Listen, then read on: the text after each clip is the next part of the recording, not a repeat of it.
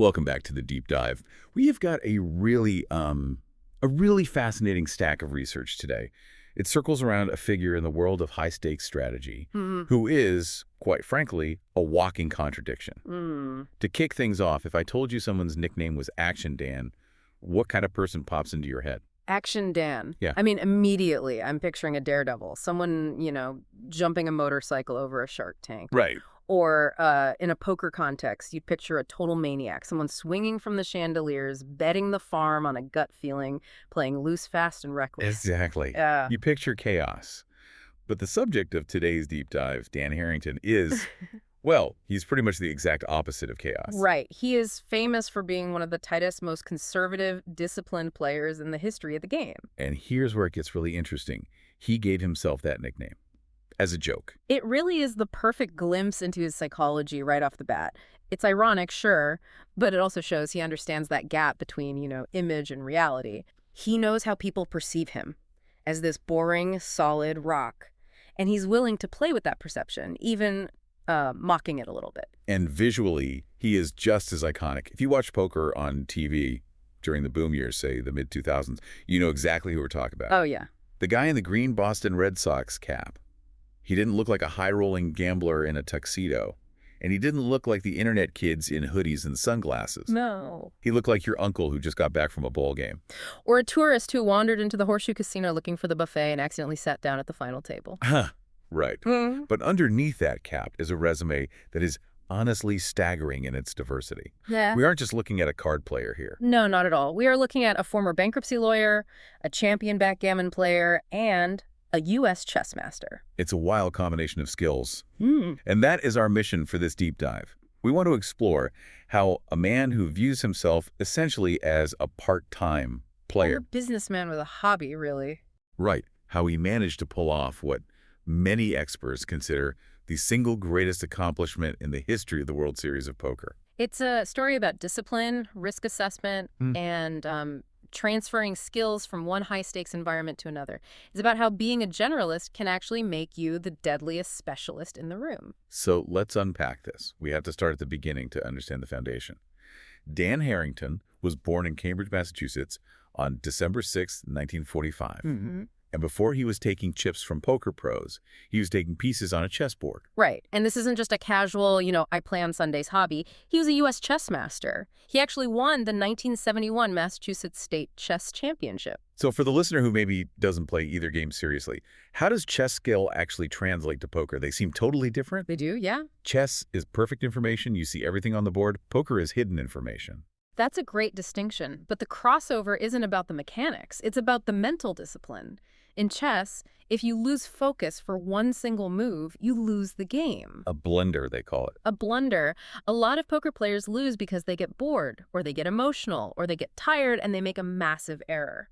Harrington's chess background meant he had the stamina to sit there for 12 hours, fold terrible hands for 11 of them, and just never lose his mental sharpness. He wasn't looking for action. No, he was analyzing patterns. He was waiting for the other guy to blink. He viewed the poker table as a logic puzzle, not a gambling hall. Exactly. And speaking of high-level logic, there is this incredible anecdote from his time in Cambridge. Apparently, he used to play poker against Bill Gates while Gates was still at Harvard.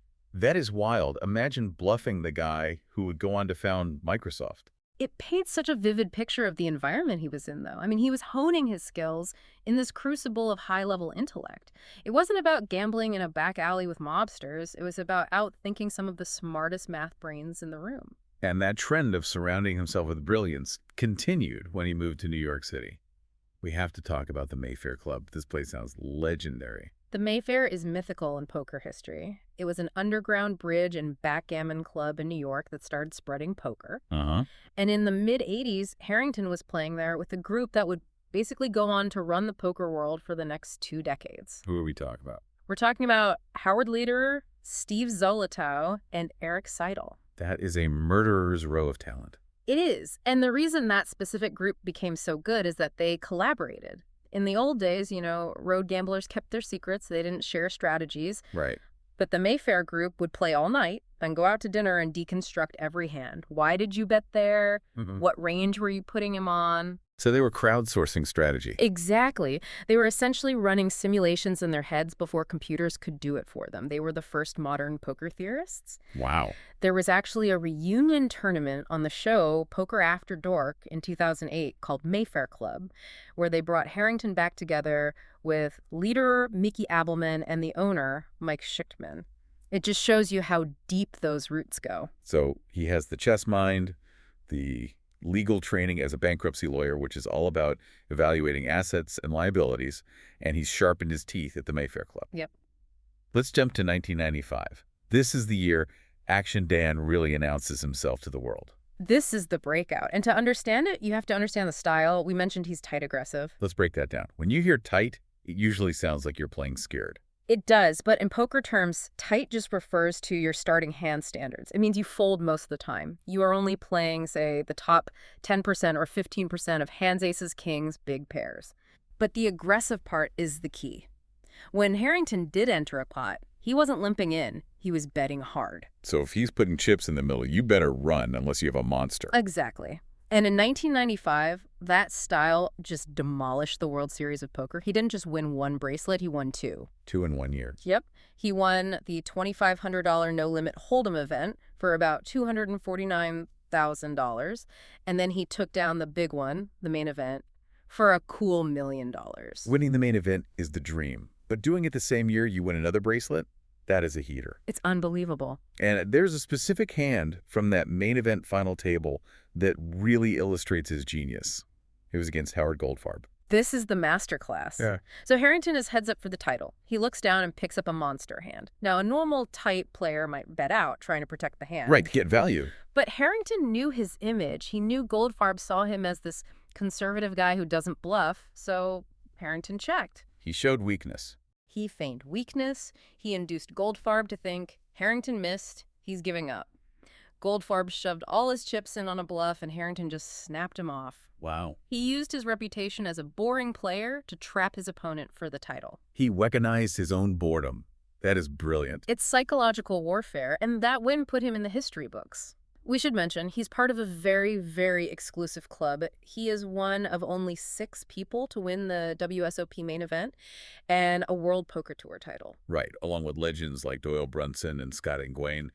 Harrington won the WPT Legends of Poker in 2007 for over $1.6 million. Yep. So 1995 was the breakout, but his longevity is what makes him a Hall of Famer. And this leads us to the core of this deep dive, the feat that ESPN announcer Norman Chad called the greatest accomplishment in World Series history. This is fascinating because it happens almost a decade after his 1995 win. We are fast-forwarding to 2003 and 2004. The poker boom era. Exactly. The game had fundamentally changed. I mean, in 1995, when he won, there were 273 entrants. It's hard to beat 273 people, but it's manageable. It's doable. By 2003, thanks to online poker and the whole moneymaker effect, the fields were just exploding. So what did Harrington do? In 2003, in a field of 839 players, so nearly triple the size of his win, he made the final table and finished third for $650,000. Which is incredible on its own. Beating 800 people is a marathon. But then the very next year, in 2004, the field size tripled again. There were 2,576 players. Oh my God. Now we have to talk about the math here. In a field that size, the variance is out of control. Even the best player in the world will usually get unlucky somewhere along the line. You have to win coin flip after coin flip. And Harrington made the final table again. Back-to-back final tables. It's almost statistically impossible to dodge that many bad beats, to survive that many all-ins against thousands of unpredictable players 2 years in a row. It's just absurd. It's like walking through a rainstorm for 2 weeks and not getting wet. It is. Mark Newhouse actually matched this feat later, in 2013 and 2014. But Harrington doing it right as the wave was crashing over the poker world, I mean, it solidified him as a legend. It proved that his tight, aggressive style wasn't just old school. It was a survival mechanism. And just to prove it wasn't a fluke, we looked at his other results. He made the final table in 1987, finishing 6th. And when he was the defending champion in 96, he finished 17th. Even in 2009, long after his prime, he cashed in the main event, finishing 252nd out of over 6,000 players. The consistency is what separates him from the one-hit wonders. Okay, so we've established he's a poker titan. But here is where the learner, in you, our audience, might get their biggest aha moment. Despite the millions in winnings, despite the bracelets, Dan Harrington doesn't really consider himself a full-time poker player. This is what makes Harrington so unique in the pantheon of greats. He has always viewed poker as a way to make money, not necessarily a lifestyle or a quest for glory. He's explicitly said, "I'm here for the money." Yes. And that brings us to his real job. Anchor loans. Exactly. In 1998, Harrington, along with poker buddies Jeff Lipton and Stephen Pollack, co-founded Anchor Loans. And this wasn't just a small side hustle where they bought a couple of condos. Not at all. They built a powerhouse. Anchor Loans is a hard money lender. Can you explain hard money for us? Sure. In the real estate world, specifically for people who flip houses, fix and flip, traditional banks are way too slow. Right. If you see a rundown house you want to buy, fix and sell in 6 months, you can't wait 60 days for a bank mortgage. Hard money lenders provide that capital quickly, but at a higher interest rate. It's bridge funding. Exactly. And here is the genius part. Harrington and his partners use their poker winnings to fund the loans initially. That is the ultimate bankroll management. Yeah. Taking the volatile winnings from the poker table, where you could lose it all on a bad turn card, Yeah. and putting them into real estate finance, which is secured by actual property. And it worked. Harrington served as the first CEO. The company has funded over $5.3 billion in loans and has been profitable every single year since its inception. $5.3 billion, that is massive. It is. And if you think about it, the skill set is identical. Whether you are holding ace-king at a final table or deciding whether to fund a rehab project in Calabasas, it's all risk assessment. Cool. You are calculating the probability of a return on investment versus the risk of ruin. It really reframes his tight poker style, doesn't it? Yeah. He played poker like a loan officer. Yes. He only put money in the pot when the collateral was good. Precisely. He wasn't gambling. He was investing. He was looking for positive expected value, or plus EV. If a hand or a loan didn't have positive expectancy, he simply folded. So simple, but so hard to do. He retired from the company in 2010, but remained a shareholder. It really drives home the point that Harrington was a businessman who just happened to be world-class at cards. Now, we can't do a deep dive on Dan Harrington without talking about the books. If you walked into a Barnes & Noble in 2006 and went to the game section, you saw one face staring back at you. The Harrington on Hold'em series. These books are arguably the most influential tournament strategy books ever written. I remember seeing them everywhere. The green cover, the blue cover. They weren't exactly works of art, design-wise. No, terrible graphic design, but the content was pure gold. He co-authored them with Bill Roberty, who, fun fact, is a world-class backgammon player. Again, that connection to other strategy games. What made them so special? Why did everyone read them? Well, before these books, pros guarded their secrets like magicians. You had to learn by losing money. Harrington essentially democratized the knowledge.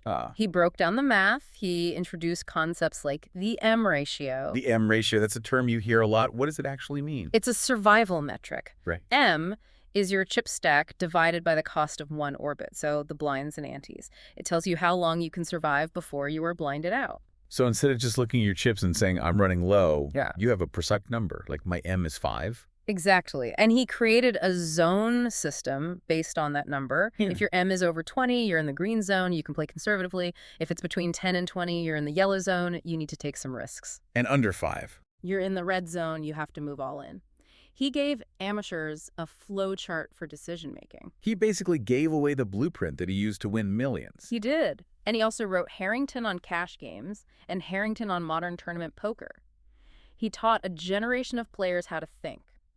If you sit down at a poker table today, the average player is better, largely because Dan Harrington wrote those books. It's almost ironic. The tightest player in the world opened up the game for everyone. Well, remember, he had the lending business. He was semi-retired from poker by then. He could afford to be generous with the knowledge because he wasn't relying on poker winnings to pay his mortgage. So let's summarize this incredible run. We have a man born in Cambridge, a U.S. chess master, a bankruptcy lawyer. He goes to the Mayfair Club, wins the 1995 main event, makes back-to-back final tables in the poker boom, beating thousands of players. Co-founds a billion-dollar lending company and writes the Bible on tournament poker. And he was inducted into the Poker Hall of Fame in 2010. His live tournament winnings exceed $6.6 million. It's a staggering resume. It really is. And for our listeners, the key takeaway here is about the integration of skills. Harrington didn't treat these as separate lives. No. The chess helped the law helped the business helped the poker, and the poker funded the business. He's the ultimate example of a generalist succeeding in specialist fields. Absolutely. He proved that you don't have to be the flashiest or the loudest to be the most successful. You just have to make better decisions than the person sitting across from you. So here is a provocative thought to end on. We've established that Dan Harrington treated poker as a part-time job. He split his focus between the felt, the boardroom, and the chessboard. It raises a fascinating what if. Exactly. If Harrington had dedicated himself 100% to poker, if he hadn't been a CEO, if he hadn't been a lawyer, if he had just grinded cash games 12 hours a day for 40 years, would he have won 10 bracelets? Would he be the undisputed GOAT? It's tempting to say yes. You think more time equals more wins. But I actually think the answer might be no. Oh, really?